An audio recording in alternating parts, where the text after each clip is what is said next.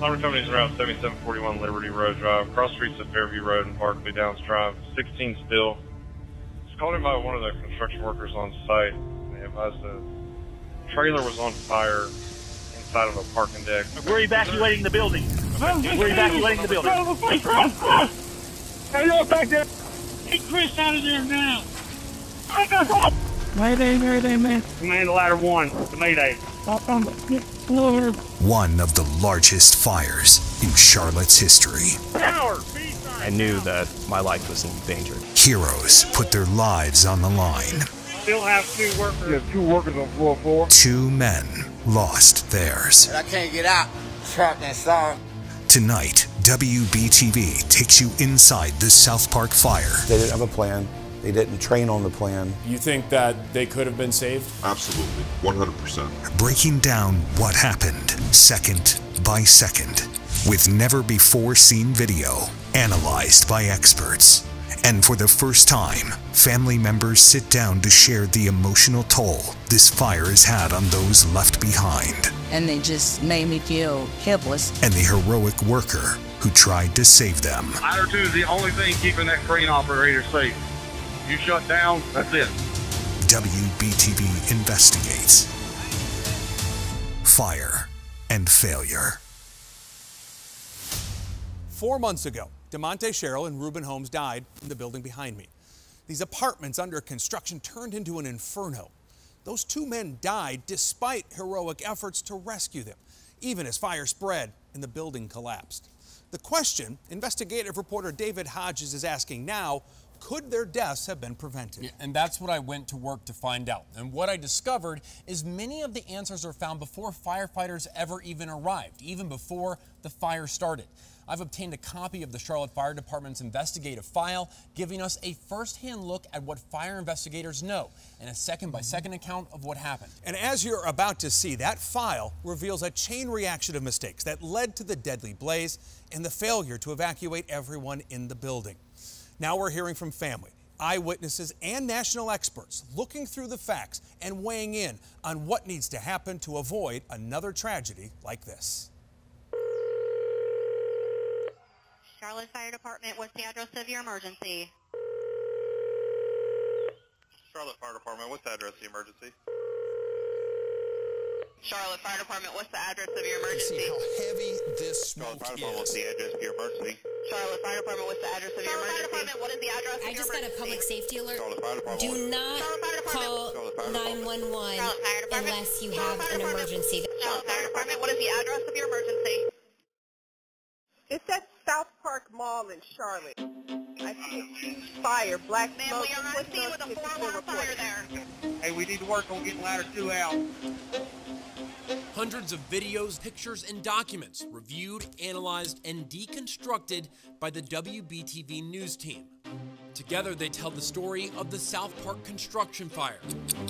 Put them in order, and it tells the story of what happened second by second, what went wrong, and what led to the deaths of DeMonte Sherrill and Reuben Holmes. The blaze broke out at an apartment building under construction on Liberty Road Drive. It's one of 2 buildings under construction right across the street from each other. The fire started here in a trailer with chemicals to make spray foam insulation.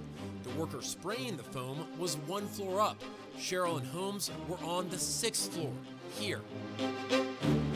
We can show you how people reacted with security cameras on the sides of the buildings. We can identify where the fire started with notes from fire investigators. And we know where Sherrill and Holmes were. Building on fire, and I can't get out. When they realized they were trapped and started calling for help. It's getting harder and harder for them to see us. We're gonna have to stand out here, man, so to see.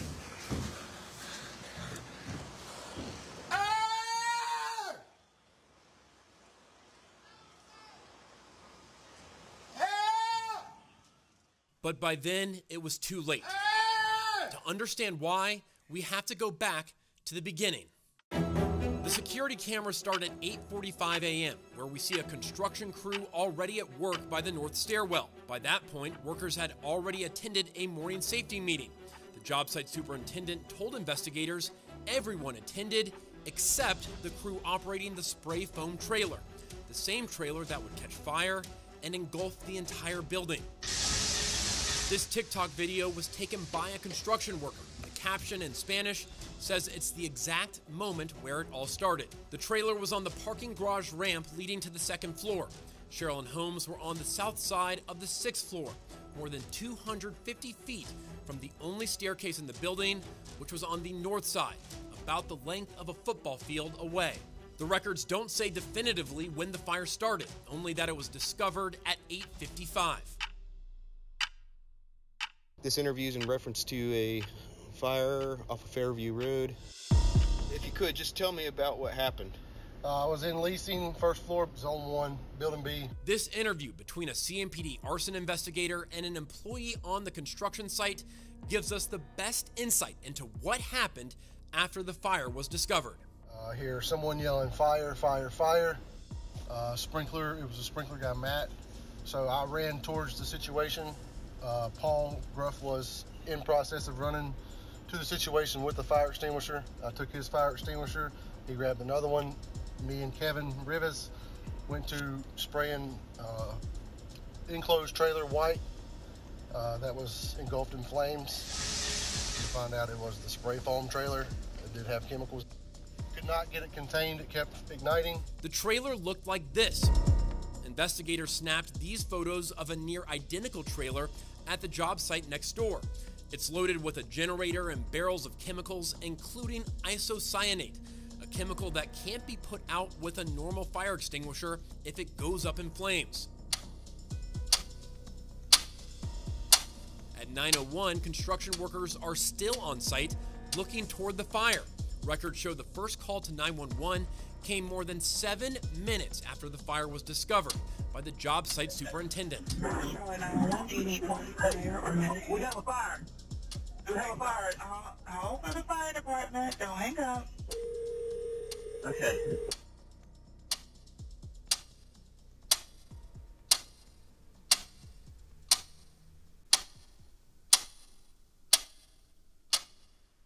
Fire department. What's the address of the emergency? 7741 Liberty Road Drive, Charlotte, North Carolina. Okay, 7741 Liberty Road Drive? Yes, sir, Charlotte, North Carolina. What's going on there, sir? We have a trailer on fire inside the parking deck. Okay, so it's the trailer like to the back of a truck? Yes, sir, it's a trailer that has some equipment on it. We've sprayed fire extinguishers, but it continues to burn, sir. Okay. We're evacuating the building. Is there anybody still in the vehicle at all? No, sir, not that we know of. Okay, can you We're evacuating the building. 911.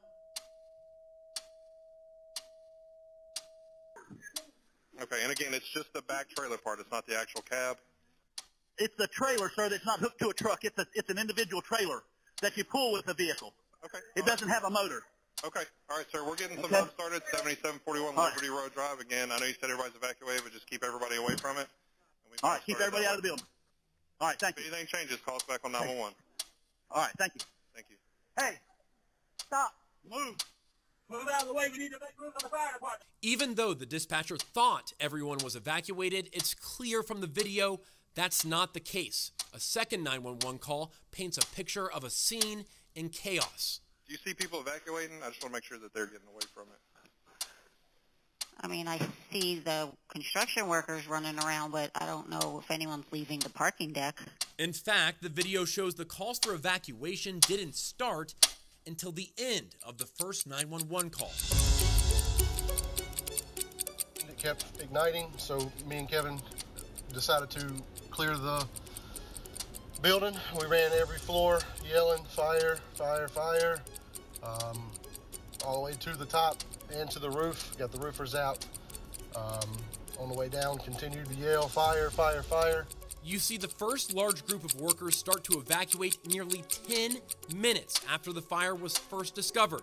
Experts we spoke to say that's far too late. He should have immediately reported it. He should have immediately evacuated the building. They wasted time trying to, quote-unquote, fight the fire with those little extinguishers. Under North Carolina Fire Code, the site safety is the job of the owner or owner's authorized agent. In practice, experts say that authority is passed to the contractor. For SouthPark, that is Mill Creek Residential. Builders are responsible for creating a culture of fire safety, and it really starts from the top down. The problem is that The builders aren't following the codes because they don't even know they exist. Still ahead on WBTV Investigates Fire and Failure. You think that they could have been saved? 100%, not a doubt in my mind. Is that frustrating to hear? It's very frustrating.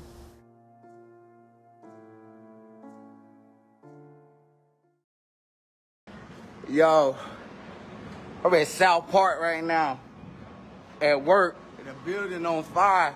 WBTV has dissected every moment of the SouthPark construction fire to try and answer one question. Trapped inside, me and my man. What could have been done to prevent two needless deaths? Could DeMonte Sherrill and Reuben Holmes have been saved? Saddens me, it disappoints me. We sat down with two of the country's leading experts on construction fire safety to get answers. I'm not shocked by any of it because I know how the culture is in the construction world. Raymond Obrocki is manager of fire service relations at the American Wood Council and has served as a firefighter, fire marshal, and building inspector. Construction fires are continuing to become more prevalent. Joseph Cervantes is a development manager at Space Age Electronics and has more than 25 years of experience on construction sites. Both have helped write and influence International Fire Code. They track construction fires nationwide. Obrocki even came to Charlotte. I visited the scene and I got a chance to talk with folks that were first responders. We armed both men with this timeline video created from the files in the Charlotte Fire Department investigation. We asked them to analyze all of it. Well, let's get into this video. That's problem number one. It is unfathomable. There's warning signs. You think that they could have been saved? Absolutely. You've described failures at multiple levels. It's this causal chain that is assembled, and if you take one link out of the chain, then the end result doesn't happen. Cervantes and Obrocki identified so many issues on the site, we broke them down into three separate categories: preparation, notification, evacuation. There was only one available stairwell for the employees, and believe it or not, that's all the code requires. And I think that's inadequate. It's probably one of the reasons the two construction workers couldn't get out, and it's one of the reasons that a fire crew was almost lost in the fire. A standpipe is required in a building under construction once the structure reaches 40 feet in height. The standpipe is real simple. It's just a vertical pipe, and there usually is one in every stair tower. That way, the fire department, instead of having to hook up to their fire engine and pump water, they just hook to that floor, and the fire department will assume that it has a working standpipe. We're making our way to the stand right now. And it didn't. So this dramatically changes what the firefighters have to do. We don't have a way to put out. The other part of this was not having a completed pre-fire plan. It was imperative that they do, and it's required by the codes, to have that. Is it inexcusable to not have one of these done on a site like this? Absolutely. There is no excuse for it. It gives visibility to the construction milestone progress as far as the exposure potential, the potential danger to the public. Oh, it's jumped to a hotel now. The address of the building, where the hydrants are. You catch the hydrant on Berkeley down behind us. The reason you have a pre-plan is so you can sit down and in a very calm and sober way map out this is what needs to happen during a fire. Hey, stop, move out of the way. You can tell there's a lot of disorganization when it came to when the fire started because they didn't have a plan, they didn't train on the plan. There's nothing in the files that I have that say when the fire started, but do you think it's before this time? It has to be. It could have started 10 minutes even before this. Anytime you have a running piece of equipment that's fuel fired, it has to be attended to. And it wasn't attended to by the construction site. If they would have had somebody attending to that spray foam trailer while it was running with an extinguisher of sufficient size, this would have been a non-issue. I hear someone yelling, fire, fire, fire. I ran towards the situation. I took his fire extinguisher. You have somebody playing basically telephone. Hey, there's a fire situation. Okay, go grab an extinguisher, and then he gets there. You see those little fire extinguishers. Anybody with any training would know that you don't have a prayer of putting out that fire. Could not get it contained. It kept igniting. There was absolutely no chance of them extinguishing the fire. He should have immediately reported it. He should have immediately evacuated the building. Charlotte, do you need fire or medical? We got a fire. And it is 9:02 before 911 is called. What's your reaction? Too long. 7 minutes is way too long. Absolutely, it's too long. I mean, these buildings can be fully involved within 10 minutes. The time was squandered by inaction. Those moments matter. 5 to 6 minutes that we're watching here between the time that they noticed that there was a bad situation going on and the time that they actually went to go alert workers, it's the matter of life and death. This is something that gets me as a person who's worked on these sites. We're evacuating the building. And I know you said everybody's evacuated, but just keep everybody away from it. All right, keep everybody out of the building. He said he was evacuating the building, and they're kind of milling about. Nobody's running.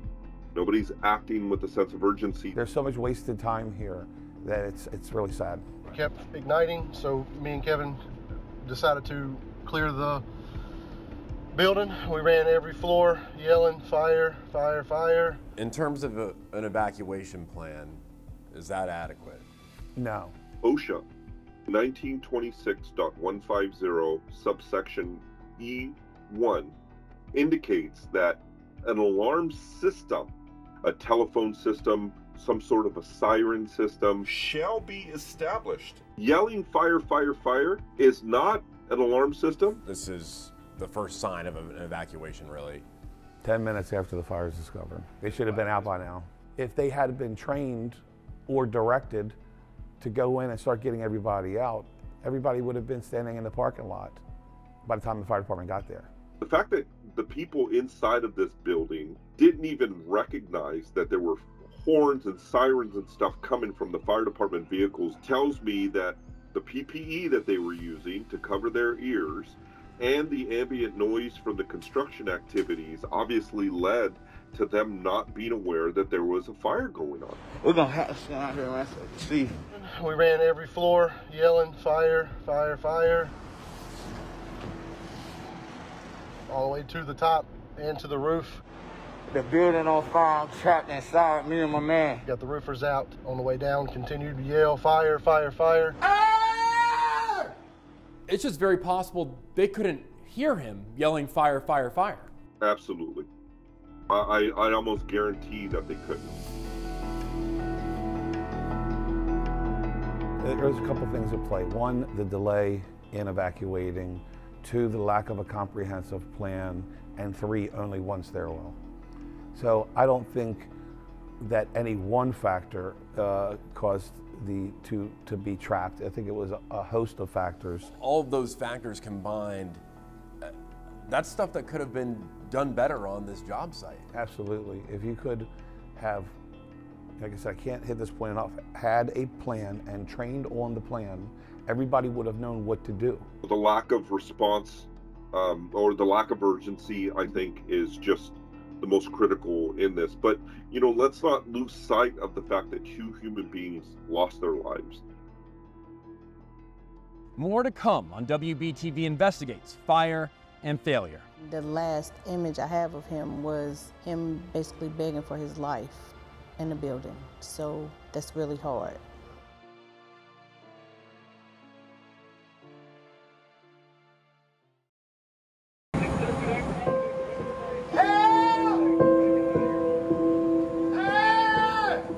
The building on fire, I'm trapped inside.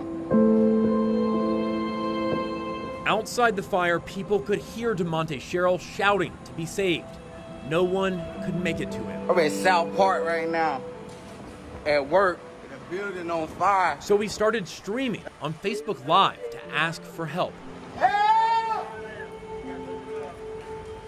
Help! His video has been watched more than 500,000 times, including by his mom. The last image I have of him was him basically begging for his life in the building. So that's really hard. We sat down with Sherrill's parents, Onita Sherrill and Terry Campbell, who, along with their lawyers, are speaking for the first time. They want you to know there is much more about their son they are going to miss. His smile and his just humble spirit, he was very humble.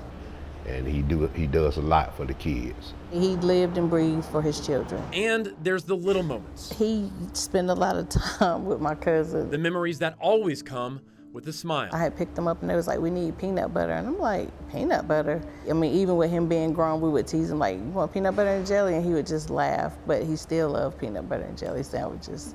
Oh, crunchy or smooth? Smooth. All right, we're different. DeMonte Sherrill, the one with the smile, worked hard for his 4 kids, loved smooth peanut butter. Lost his life in a construction fire and gave the world a window into his terrifying last moments. You think that they could have been saved? 100%, not a doubt in my mind. Joseph Cervantes and Raymond Obraki believe their deaths could have been prevented. No standpipe, no evacuation plan, the delay in notification. I mean, these all factored into why 2 people were killed and the building was lost. Is that frustrating to hear? It's very frustrating. Really. They shouldn't even been working in there if all that stuff wasn't in place. DeMonte's parents hope that his death can be a catalyst to make construction sites safer. Everything should be properly checked before any person is allowed to do anything. I mean, we have to take tests to get driver's license. So why not make sure all the safety precautions are there for things like this? Do you think his loss could be a part of change to make people safer here? Yes. I do.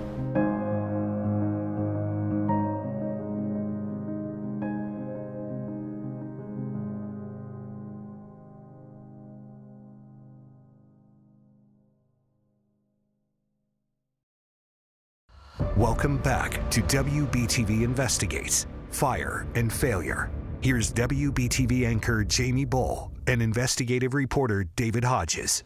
You've seen the minutes leading to fire engulfing the construction site behind us. When a failure to plan led to a chaotic and delayed evacuation, firefighters rushed in to rescue workers trapped inside, including DeMonte Sherrill and Reuben Holmes. And they weren't the only ones trying to rescue the 2 workers. 160 feet above the ground, the crane operator transformed his construction machine into a means of escape. Witnesses at the scene say he rescued others, but couldn't get to Sherrill and Holmes before the smoke and flames made it an impossible mission.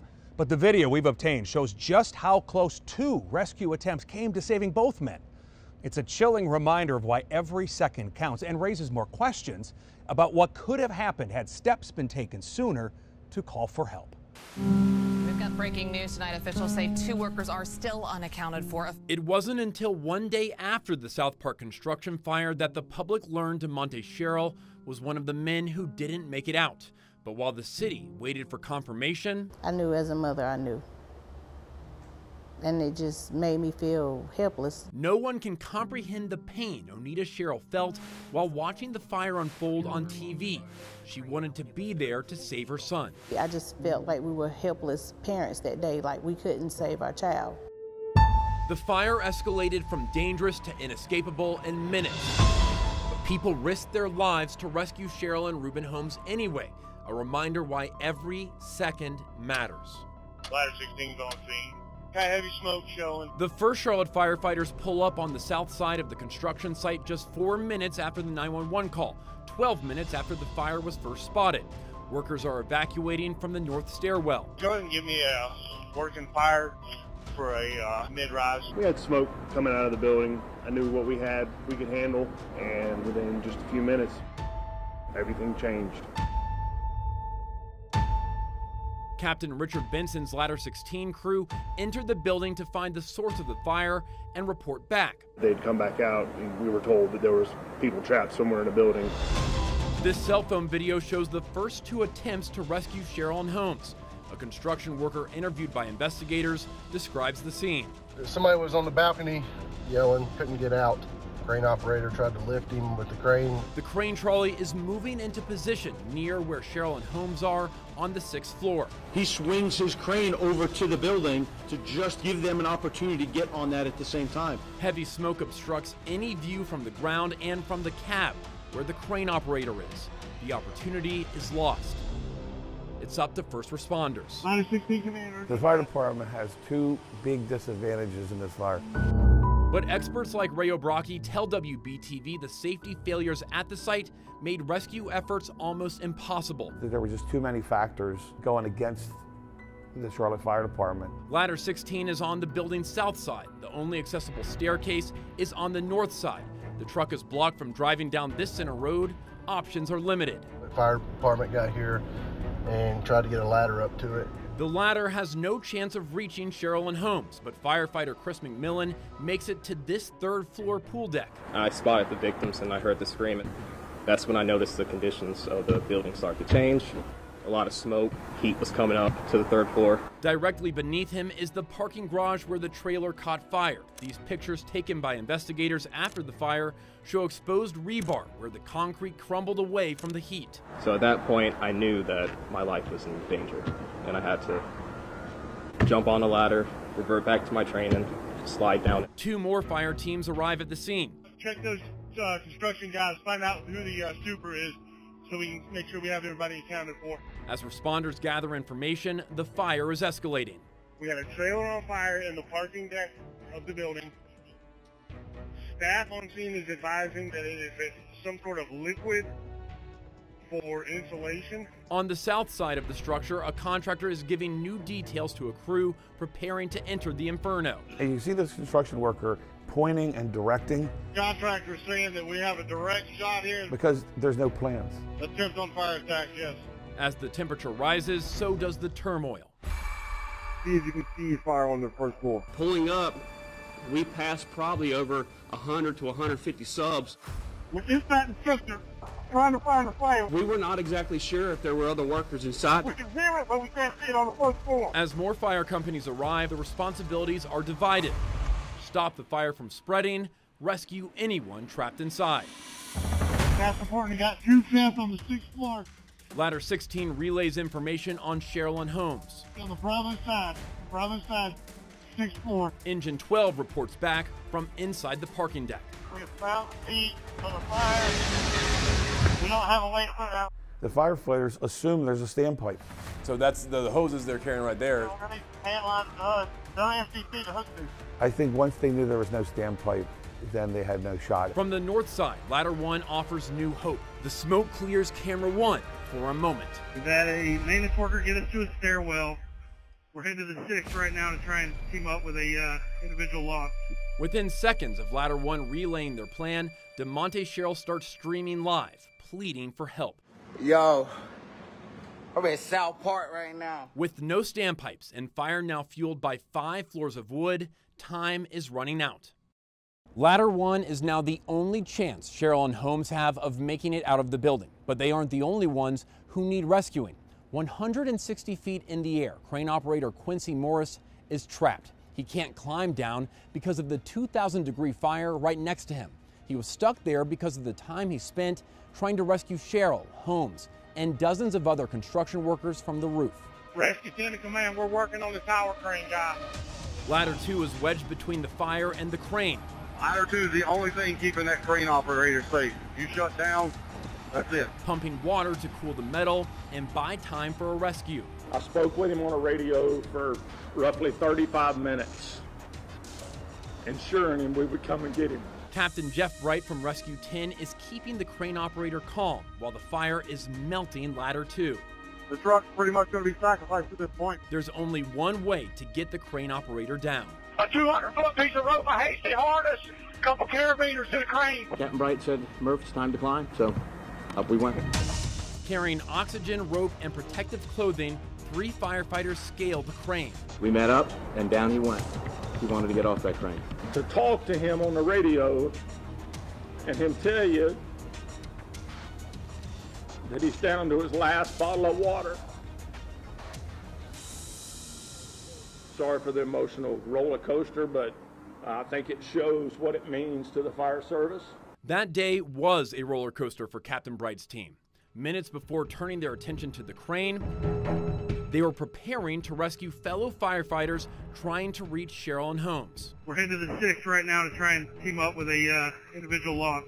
From the north stairwell, the 3-man team from Ladder 1 has to make it to the south side of the building where Cheryl and Holmes are. If you've ever been in a construction site, while it's under construction, it's all timber. The hallways look like hallways in one moment, the next minute looks like a bedroom. This narrative from Ladder 1 Captain Michael Watts says conditions are fine at first, but each step down the corridor leads them closer to the elevator shaft and stair tower, a chimney for the fire raging below. Conditions quickly worsen. They start crawling. I thought I heard someone yell. A command comes over the radio. Command all companies back out of the structure. The building is failing. Be aware the balconies are going to start coming down here momentarily. The surrounding structures are at risk of catching fire. Command all companies, this will be defensive at this time. Watts and his team hear someone calling for help, banging the walls and floor. It's impossible to tell how close. They can't see anything. They crawl forward as far as they can and yell back, hoping the trapped worker can make it to them. No one ever came. Ladder 1 turns back. Crawling blindly to safety, they miss the stairs and hit a dead end. Mayday, mayday, mayday. Ladder 1, please. Up on the 6th floor. Stairwell towards the entrance. Run around here. We're helping out. The team searches for the stairs. They use flashlights to hammer and escape through exterior walls. Hey, are you able to bail out? Ladder 1, to command. We've located the stairwell. Heading out.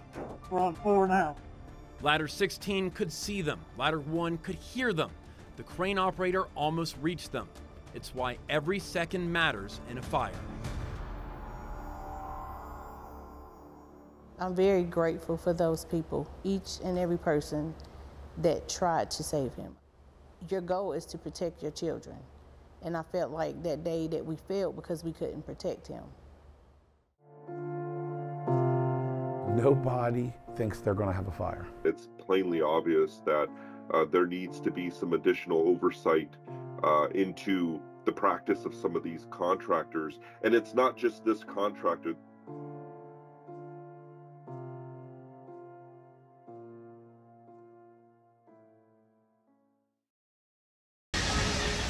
We have a trailer on fire inside the parking deck. What could have prevented a trailer fire from turning into a 5-alarm inferno? Find out who the super is so we can make sure we have everybody accounted for. What could have been done to make sure everyone evacuated to safety?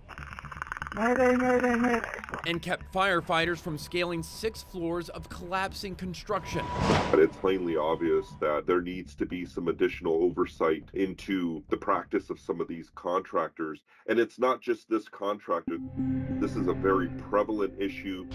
A worker at a construction fire in Houston barely escaped with his life. 2 firefighters were injured at a construction fire in Northern Virginia caused by smoking materials tossed in a trash chute. 2 workers died at a 5-alarm fire in Denver. Charlotte is far from alone. It just joined the list. I track these all around the country. They're very predictable, and what's predictable is preventable. According to the National Fire Protection Association, every year local fire departments respond to 4,300 construction fires. On average, construction fires cause more than $370 million in damages annually, result in more than 60 injuries, and are responsible for 5 deaths. Our reporting led us to 3 groups who have a role in preventing and preparing to respond to construction fires: construction companies, fire code councils, and government inspectors. I think you could walk onto almost any construction site, and I would say you'd be lucky if 1 out of 8 had a plan in place. Because if you don't have one person that's solely focused on fire safety, then it falls through the cracks. They do not knowingly cut corners, but time is money, and making sure that you are running a process that is safe often isn't even understood. Michael Zal is CEO of Yellowbird. It's an online marketplace connecting contractors with safety specialists to make sure construction sites are following codes. Everything from handling hazardous materials to following fire plans. What's the differentiation between what you do and government inspectors? Government inspectors have vast requirements, limited time and limited resources. What you don't want is to discover that you actually have an issue when somebody with a badge arrives on site. Zal says many insurance companies that cover construction sites also require compliance with the codes and safety best practices. They do have the requirement to have somebody with safety on site while your subcontractors are on location. The challenge is that they then don't have the resources. Things are either safe or they're not. And when they're not, often it comes about from realizing it because of an incident. And nobody wants that. You lose these human lives to a situation that could have easily been averted. Joseph Cervantes' company, Space Age Electronics, specializes in making equipment that can save lives after a construction fire has started, such as flame detectors and warning sirens. If a fire alarm system in an occupied building is required to contact first responders immediately upon detection of smoke, why wouldn't we do it for construction sites? There's no shortage of options to prioritize and enhance construction site fire safety. I asked O'Brockie why construction sites like the one in SouthPark aren't always compliant. Nobody thinks they're going to have a fire. I emailed Mill Creek Residential a list of the issues identified by O'Brockie and Cervantes at the SouthPark site and asked for their response. In an email, a company spokesperson wrote, quote, "We continue to cooperate with state and local authorities as they investigate the circumstances that led to this fire. We take matters relating to safety very seriously and are forever mindful of the grief caused by this tragic incident. We will also continue to implement best practices to help avoid situations like this in the future. Beyond that, we don't comment on matters that are or potentially may be the subject of litigation." What needs to happen so that there's discipline on construction sites to make sure there's a plan, to make sure there's training, to make sure that there are practice fire drills? Well, ultimately, you would want construction companies to police themselves. But if they don't, then regulators need to force them to do it. Bring this forward to the council and approve. In June, the North Carolina Building Code Council adopted the 2021 International Fire Code. It will supersede the 2015 Fire Code currently in effect. Joseph Cervantes told us the new code has some helpful updates. We did some work in the 2021 edition of the Building Code and the Fire Code of Chapter 33 to demand that the city gets more involved up front. This section on site safety plans requires building owners to create many of the documents and best practices experts say didn't exist at the SouthPark construction site. But in North Carolina, there's one significant difference. Instead of it being submitted and approved before a building permit is issued, it's required prior to the start of construction. Is there a difference, in your opinion, between having that submitted and approved prior to issuing a permit and prior to beginning of construction? Good luck getting them to provide it prior to starting construction. The culture that we're seeing today, I don't think it's sufficient enough, in my opinion. A spokesperson for the Building Code Council wrote that they amended the code because the committee was concerned that the permit applicants would not be able to identify certain site-specific information at the time they submitted the permit application and prior to a permit being issued. Provide the pre-fire plan prior to the building permit should not slow down any of these developments whatsoever. But starting construction activities is not something that the local fire authority is typically going to be aware of, and that's a problem. Right now, we're in the process of working with building standards to get alerted, emailed alerted when a business has permits and they have approved plans. In July, Charlotte Fire Marshal Kevin Miller told me one of his key takeaways from the SouthPark fire was to have his department notified and involved sooner in the construction planning process. Our investigation revealed a Charlotte fire inspector visited the SouthPark construction site 7 days before the fire because of a request to inspect a sprinkler system at the adjacent building. The issues identified by our experts weren't caught. Fire code expert Jeff Shapiro says that's not unusual given the volume of work faced by inspectors. The big challenge we face in the fire service is we don't have enough resources to inspect everything all the time. There's other contractors waiting at other job sites, and it's just not feasible to be able to do a full building inspection every time you stop at a site. In an email sent to WBTV, a spokesperson for the Charlotte Fire Department wrote, quote, "Charlotte Fire will always support the proposal for new requirements, especially if it means a safer environment for workers and civilians to operate in. Life safety and property conservation is always our #1 goal." It's a total team effort. Even among the regulators, you have building departments, you have fire marshal's offices that are in on it, but then ultimately the responsibility comes back to the owner and builder, the people that run the job sites. If owners and management stress construction fire safety, then everybody will think it's important.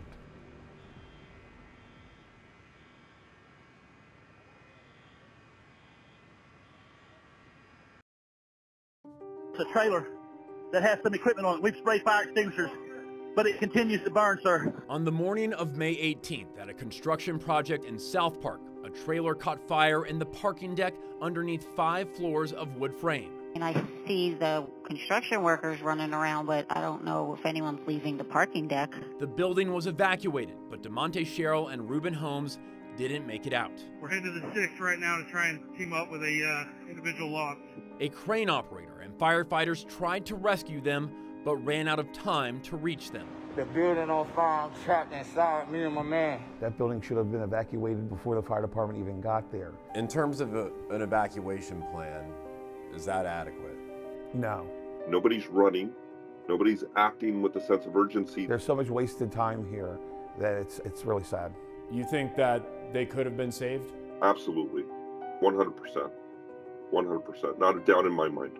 Despite the obstacles, people put their lives on the line, trying to save Sherrill and Holmes. Mayday, mayday, mayday. Ladder 1, please. Up on the 6th floor. Stairwell towards the entrance.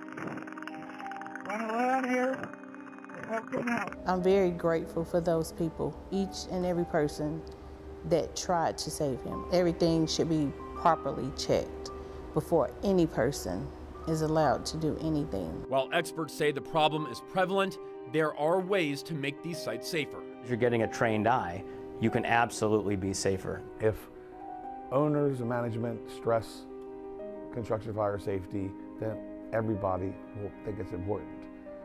Thank you for watching WBTV Investigates Fire and Failure. Our digging isn't over, and there are still questions to be answered. This investigation exposes a failure to plan and prepare for fires at construction sites. Workers often aren't being trained about what to do in an emergency situation. Sometimes they don't even know the clock is ticking for them to evacuate. We're going to keep pressing for answers. What will make builders prepare more for emergencies? And how will safety inspectors make sure they're following the rules? For more, go to WBTV's website, where you can also watch this special, read more about the investigation, and find digital extras that take you even deeper into what happened and what needs to be fixed to make these construction sites safer.